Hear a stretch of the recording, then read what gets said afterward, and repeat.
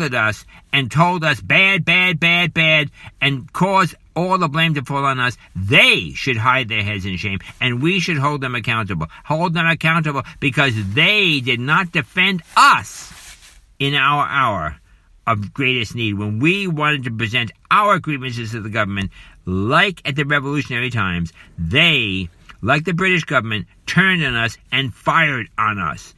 Somebody got killed needlessly because somebody on their side shot the gun. And they know who it is, because every single policeman's weapon could be examined and it could be told instantaneously whether it was fired. And the person who fired and killed that innocent bystander should be found out and should be drummed out of the police corps. How did that ever happen? It's a disgrace to the American people, and it's not our problem. The Trump supporters, the 75 million, or maybe even 80 or 85 or 90 million, who knows the actual number, we will not be blamed for January 6th. Congress.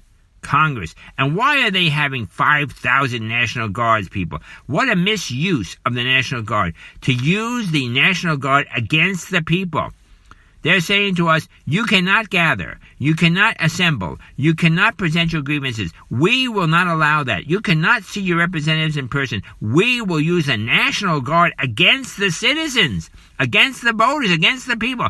The Congress, Nancy Pelosi and Chuck Schumer and McConnell, are using the National Guard against the people of the country, against the citizens, against the voters, and they are refusing to allow us to assemble and to present our grievances, which is a breach of the Constitution. But it's a tyranny, and we must argue, as I am right now, angrily, and say, no, no, no, send the Guard home. They don't belong there in the Capitol. We, the people, belong there in the Capitol. We, the protesters, belong there in the Capitol. We, the people who present our grievances, belong there in the Capitol, not the soldiers. The soldiers are being misused, and we are being suppressed, and that is a shame, my friends. Please speak out. Speak out to your congressmen. Send them Instagram. Send them Twitter. Send them whatever you got. Call them up on the phone. Send them a letter. Whatever you can do. Let the Congress people know that you are not happy with the state of affairs from January 6th forward. Terrible, terrible, terrible things. And we will not submit, like so many slaves, to the tyranny of our own government. Now, my friends, I know I'm passionate. Listen, what's the purpose of doing this if you're not passionate? What's the purpose of objecting if you're not passionate? What's the purpose of speaking out if you're not passionate? I am passionate. I'm angry. And I think you should be too. But I want to thank you. I'm not angry at you, obviously. I am appreciative of you. I appreciate you more than you can even imagine.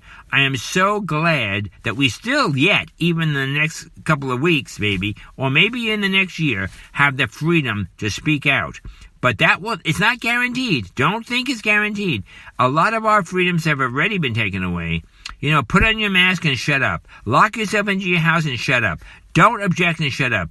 If you don't do what we tell you to do, we're going to punish you. You can't get on the plane. You can't go to the airport. You can't get on the train. You can't go in the restaurant. You can't eat out. You can't do this. You can't go to school. You can't do that. Those are freedoms that we enjoyed, and now the government is using them against us, and corporations are using them against us.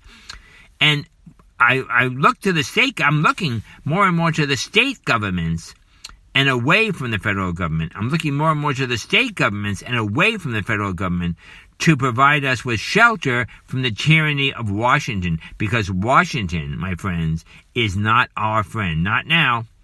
And unless we see the Republicans and those middle-of-the-road Democrats acting on our behalf, then I think we may have to abandon the federal government and rely more and more on the local and the state governments to protect us from the tyranny of the bureaucrats in Washington. Having said all that, I encourage you to write, call, Twitter, Facebook, Instagram, whatever you can do to let your voice be known that you will not be suppressed, you will not be tyrannized, and you will not be accused of insurrection when all you want to do is make your opinions known and have your grievances addressed in person by your representatives, not in hiding, not run away, not go through the tunnels, not have the Capitol Police pepper spray us, not have the Capitol Police tear gas us, not have the Capitol Police fire upon us with loaded weapons, but have the representatives come out from behind their desks, come out from behind their closed doors, and listen to the grievances of the people, because the people are aggrieved. So get a set of them, and let's get going with this.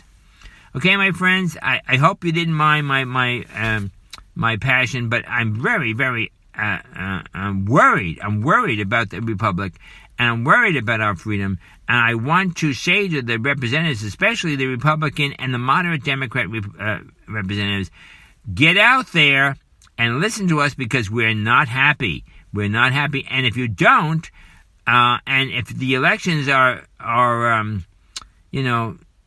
contrived, then we are not going to be happy again.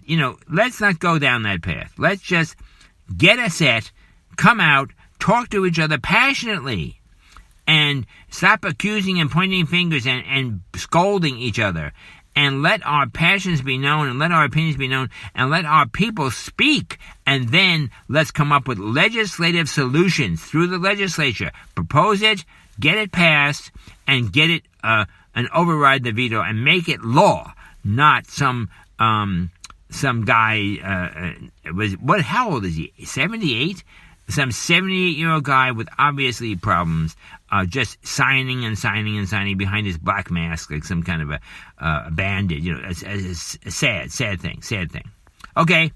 This is Frederick Henry. You've been listening to the Frederick Henry Show, and I want to thank you very much. God bless. And I don't publish every day, but I hope you'll be looking for me, and I will speak to the issues as I see them. The next one, of course, is going to be the sham impeachment, this completely illegal, unconstitutional, political theater. The impeachment trial is nothing more than theater. It's a drama. It's a political lynching. It is a sham. It is a shame. And we should reject it out of hand before it even happens. But it's going to happen anyway, because the Democrats, one thing the Democrats do, they do it. They do it. Let's see if the Republicans can do the same. Because if they're just a bunch of sissies and wusses, then what good is being a Republican? Maybe we need to back the libertarians. Who knows? Whatever. Okay, take care. This is Frederick Henry, and I'm out here. Thank you for listening.